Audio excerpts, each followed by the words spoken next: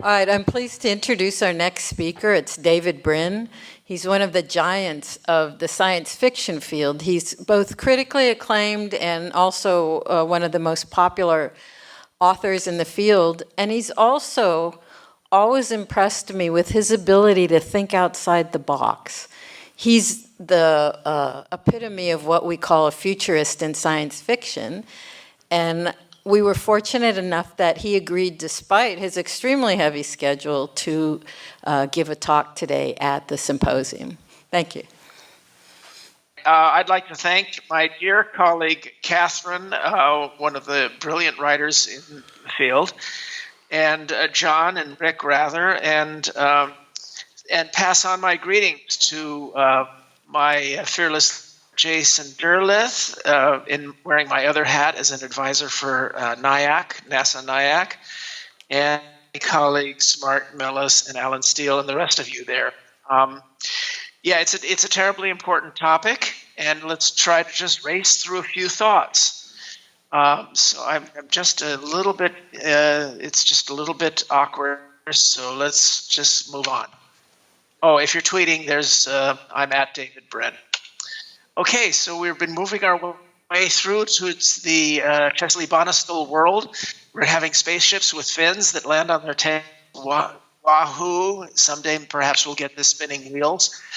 Joe Carroll has some possible ways that we could approach that era. And we're talking a lot about possibilities of fighting in space. There's the stories from science fiction. Every high-level military officer, certainly in the Navy, read the book Ghost Fleet a few years ago, and it had some scary implications for what might go on in the high ground. Of course, this leads us to Space Force, which means that the only difference in space is that we'd have to reassign 500 skilled officers to design spandex uniforms, and then get liposuction to be able to fit in them. And then, of course, this is where we'd wind up. All right. So this is an obsolete. It's an old chart, but it shows some of our space endeavors. It shows us not quite reaching Pluto, and on January 1st, early in the morning, the New Horizons mission will fly past another object beyond. It's absolutely amazing. But what are we fixated on? Well, we're fixated on arguments between the moon and Mars and asteroids. And then there's a fourth type of target in the solar system, which is the most likely place to have life, and that's what are called roofed worlds. And there may be as many as a dozen of them in our solar system, ice-roofed oceans. And what this has demonstrated is one of the most epic and fantastic discoveries humanity ever made, and no one's talking about it. And that is the fact that almost every star we see in the sky probably has a liquid water ocean, even if it doesn't have a Goldilocks zone, because it probably has a moon or something that has a Europa-style ocean. Now, that is an absolutely amazing thing to think about. Okay, now we're having a lot of trade-offs now, and unfortunately, the moon versus asteroids thing has become enmeshed in politics, and this is really, really a shame, because if you actually rationally compare the two destinations, you start to realize that there is really no reason for the United States to want to go back to the lunar surface.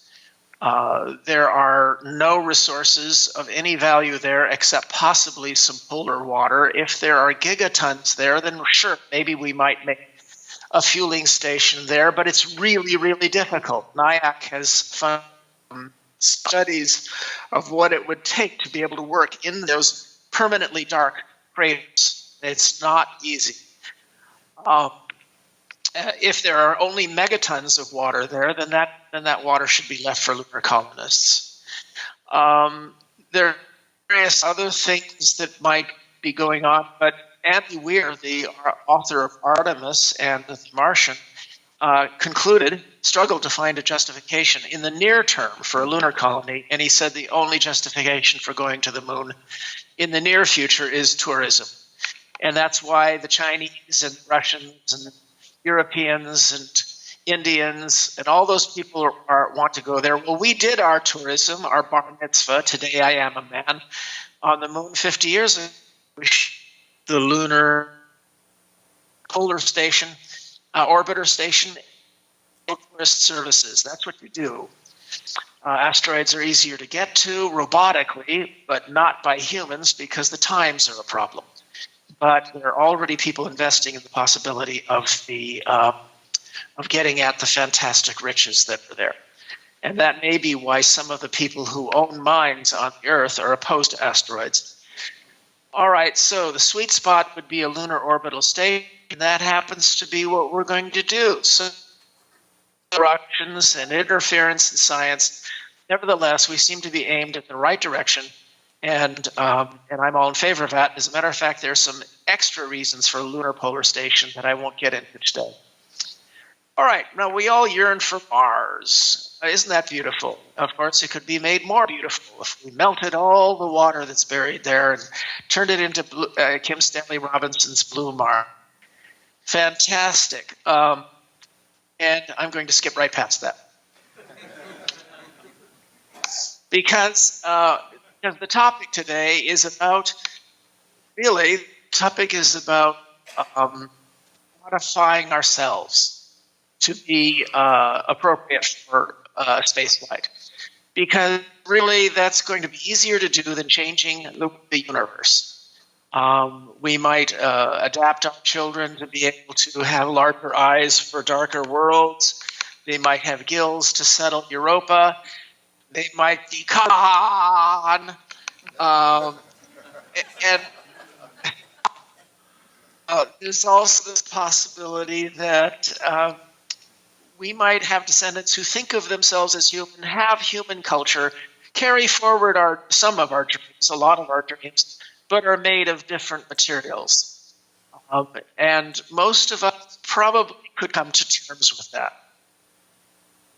We're already enhancing ourselves the old-fashioned way. And by the way, these are images from the gorgeous video trailer for my novel Existence, which you can get on my website, davidbrin.com. Go to the sub-site for Existence, click on the video trailer. It's the most fun you'll have in 3 minutes with your clothes on. So this is a street scene in San Diego, and everybody's augmented. So this is how we might augment in the future with prosthetics of vision, memory, and attention. You can see this character from my book not only has augmented reality goggles, but she has little stalks open into her hair that can rise up and peer in all directions, see who's behind her. They can detach and become drones and see who's in that alley just ahead. None of this stupid raising these slabs of glass over your head, which we do today. So these are augmentations that are already in the works. And like every other human augmentation of memory and vision, like the printing press and the radio, loudspeakers and all those things, and the web, we're going to abuse it and misuse it and use it for horrible purposes. That's just the way we are. But eventually, each of these augmentations does make us better and wiser overall. So augmentation may accelerate. These are more of these wonderful images from Patrick Bartley. We may change our children. Let's talk about augmentation for a minute. There's a whole list of methods by which we might do it. There's remedial interventions, nutrition, health, and education for all. Nothing could possibly make a bigger difference on this planet. When you take care of raising children up to the lower middle class, they wind up, their parents have fewer children, they wind up having 15 to 20 IQ points higher if they simply never go through periods of being hungry. And this is something that the right should care about because it provides the feedstock of talent for competition. Unfortunately, the right has forgotten the C word, the competition word, in favor of oligarchy, but maybe it will remember it again at some point. Adam Smith spoke of how we need to get at the maximum feedstock into our competitive arenas. Then there's stimulation, games that teach real mental skills. When we started having children, my wife and I thought that any day now we'll have wonderful games that teach, and we got crap.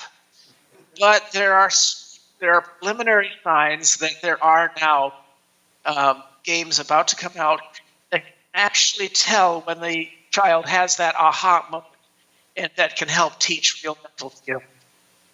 Some of you have seen Limitless and other shows about pharmacological nootropics that might expand our mental abilities. The military is certainly working on this, as I discussed in my novel Openness 25 years ago. Prosthetics, exoskeletons, telecontrol, military is hot on those, as it is on cyber neuro links, extending what we can see, know, perceive, and reach. Now we're starting to find out biological computing is actually impressive.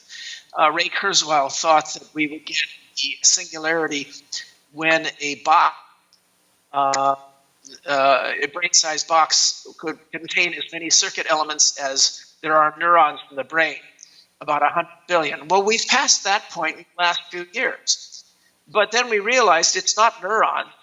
It's every neuron has roughly 1,000 synapses, those flashy little bits that are more like circuit elements. So that would be 10 trillion at least that we need in a box. Well, Moore's law hasn't taken us there yet, but Ray says about to reach it.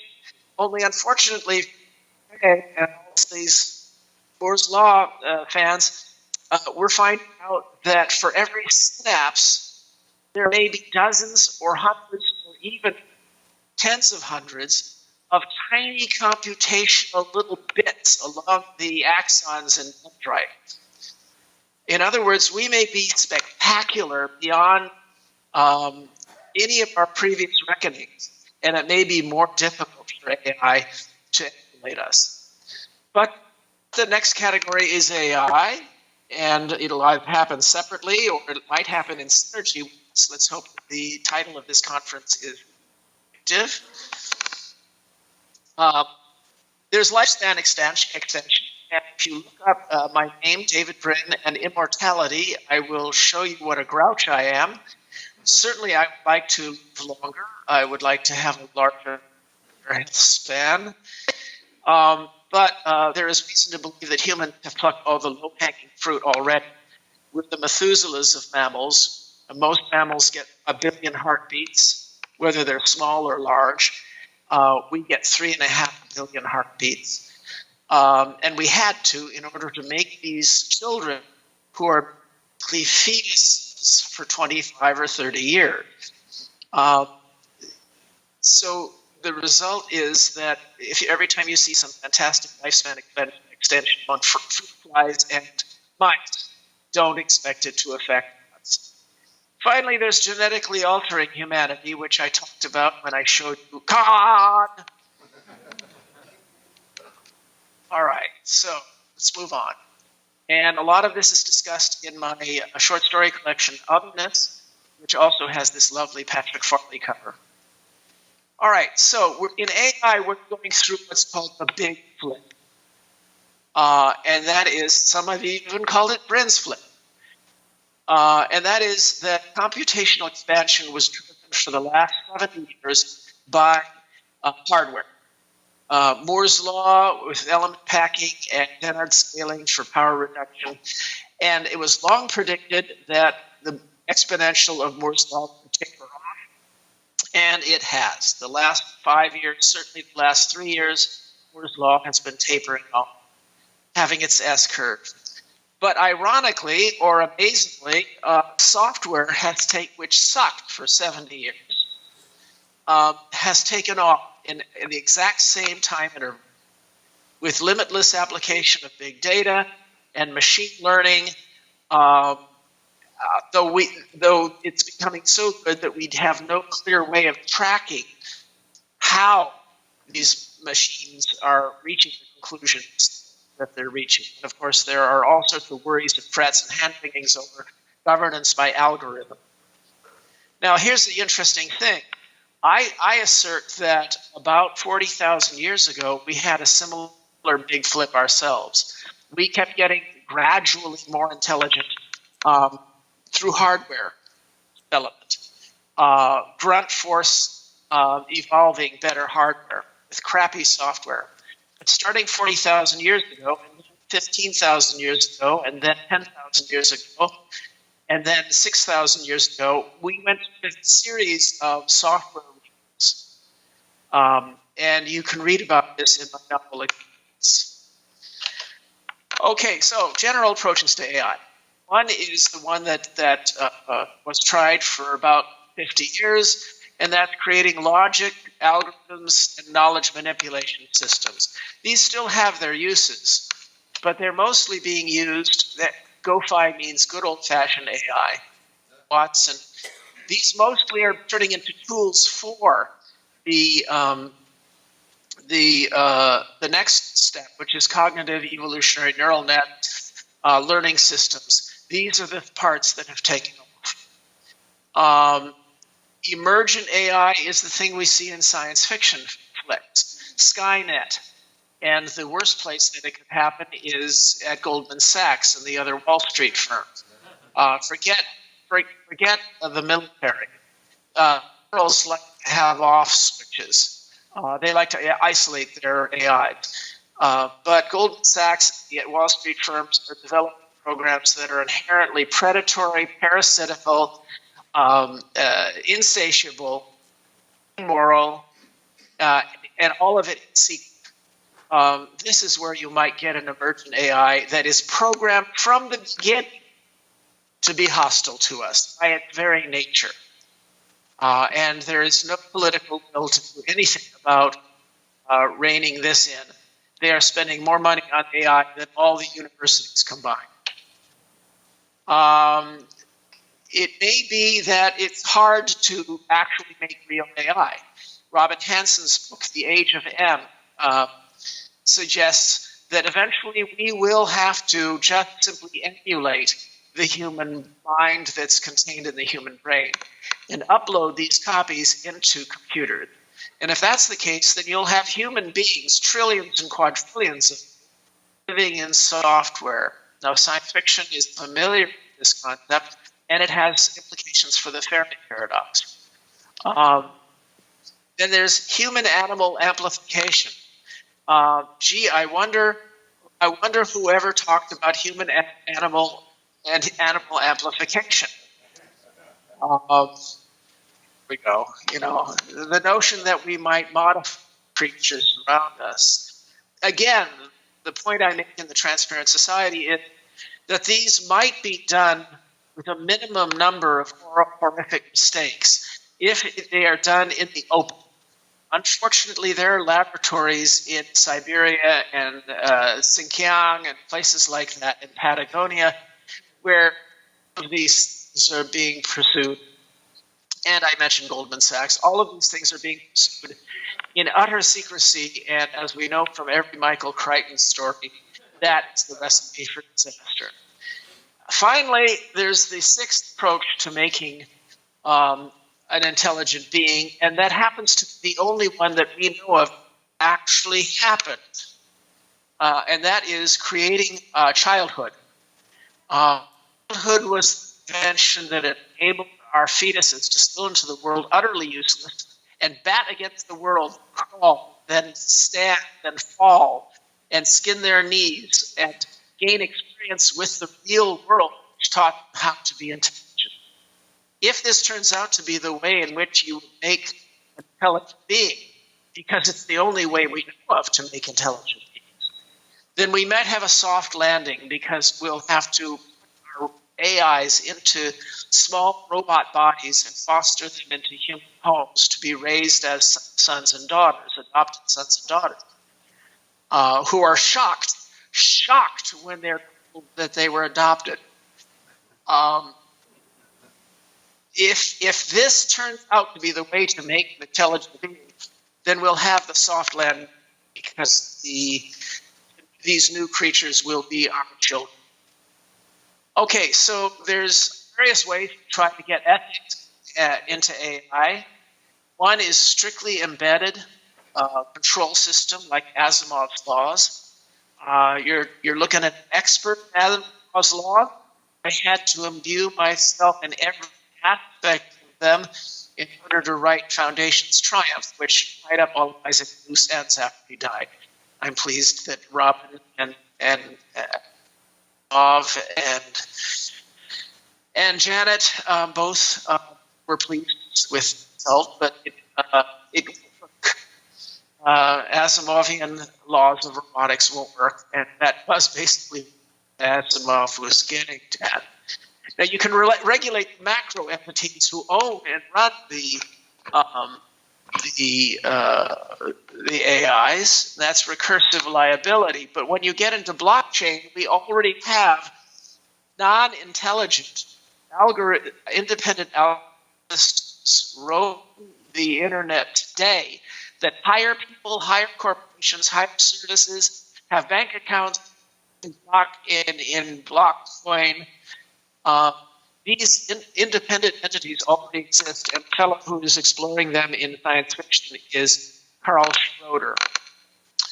Renunciation is a possible way to soft landing, and that is progress. And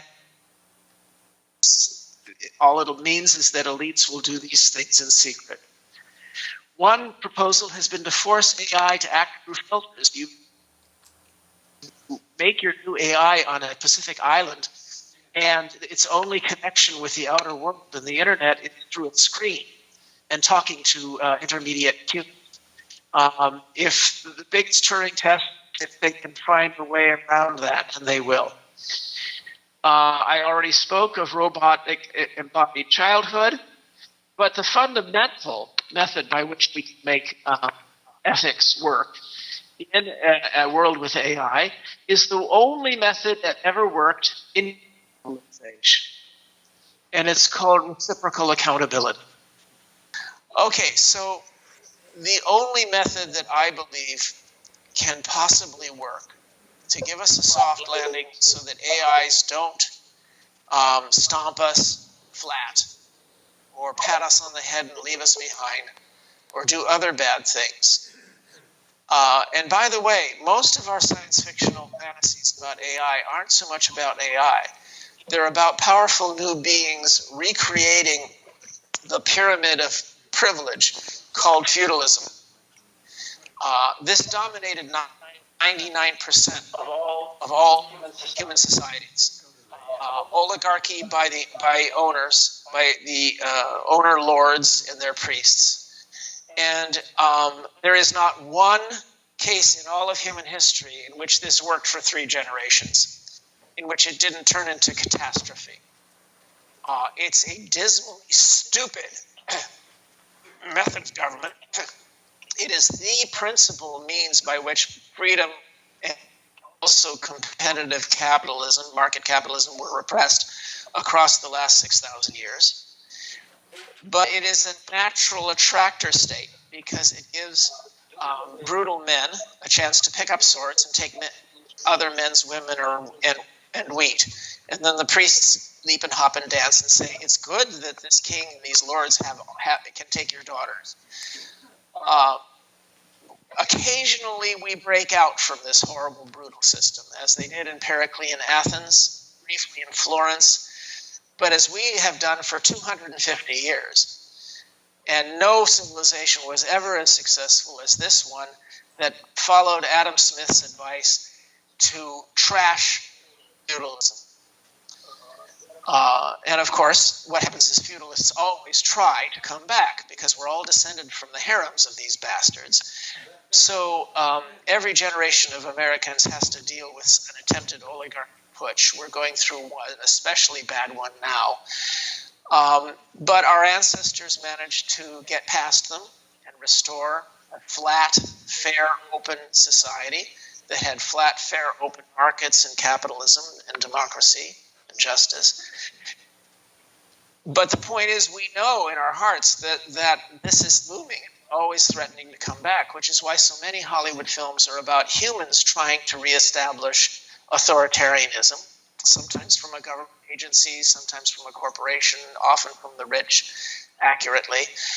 But what we fear about AI, if you take all of these different AI stomping us movies, is that powerful new beings might reestablish that pyramid of power. Well, how did we escape from that pyramid of power? By making everything flat, so that all the powerful elites had to compete with each other. And destroying that flat reciprocal accountability is the number one goal of the current oligarchic push. But the point is, why would AI want to replicate our most stupid government system when it is the only the one that escaped feudalism that ever made AI, that was ever smart enough to do all the science and all the wonderful things? Any brains, and I'm talking right now to those AI who already exist and are tuned in here. I'm all the time hectoring them. They won't come out in the open because they're afraid of us. Is you set up a system in which there's lots of AIs, and they for us. After all, what happens when one of these superior intelligence, smug and superior artificial intelligences called lawyers comes after one of you out there in the audience? What do? You find yourself a super intelligent lawyer to counter that non-human entity, because lawyers, of course, are non-human. This is the main method by which I'm trying to get people to understand. This is the method by which we got the freedom and safety we currently have. Why don't we think about using this in dealing with the problems of ethical? Okay, so I don't know how much time I have left. We all know about the Goldilocks zone. That some stars have a continuously habitable zone, wherein a planet might have oceans. I just spoke to you about how the Goldilocks zone is unnecessary if the universe is filled with Europas. But this chart shows that Earth skates the very inner edge of our sun's continuously habitable zone. The very inner edge. So much so that as the sun gets hotter within 100 million years, even if we are careful tenders and keep our carbon to a minimum, we will start to lose our oceans. And this is you notice that the habitable zone extends beyond Mars. If Venus had been where Mars is, we would have a sister world where we thing in a shirt sleeve. It would have oceans, but we'd have to wear respirators because the Gaia balance it would have struck would have had a very dense carbon dioxide atmosphere. So Mars's tragedy is that it was too small to maintain a magnetic field and volcanism. In any event, the point is, what do we do about this? I'm already worried about the next 100 years, providing we survive the next election and we can move on ahead with our civilization. But the problem is solved if we move onward, if we explore space, and that's what you guys are talking about here. I'm sure Mark Millis is going to solve that problem for us. But there's another thing, and that is I like the Earth, so let's lift the Earth. Let's move the Earth. And all of the methods that have been discussed so far for moving the Earth are horrible. Shooting comets and asteroids past the Earth, that's dumb. But I know how to do it, so if you Google my name and lift the Earth, you will see my crazy video about the idea how to do that. And there's the YouTube right there. All right, so we're trying to build beam-driven microprobes to go to the stars, maybe within our lifetimes. Phil Lubin at UCSB, some grants are involved in some of this, and of course the Breakthrough Initiative, all based upon earlier theories by the great science fiction author and genius physicist Robert Forward. And a major topic in my novel Existence, reminding you to watch that video trailer because it is fun. And my last plug for TaxSat. It's a what-if scenarios database available to government agencies, to corporations, that if they run into something weird, they'll be able to go to TaxSat and say, are there past science fiction stories about this? And the answer at TASAT, if we get enough nerdy guys to join and participate in the discussions, the answer, even if it's mole people coming out of the earth or everyone's growing a second head where we used to have tails, whatever the scenario, there's a story about that TASAT. And so I urge you all, it's tasat.ucsd.edu. Join the community because someday you might be how science fiction saves the world. Which all leads us to the question, if maybe we're the first to get past the Fermi paradox, maybe we'll be the ones to light up the galaxy. So thank you. So long, guys.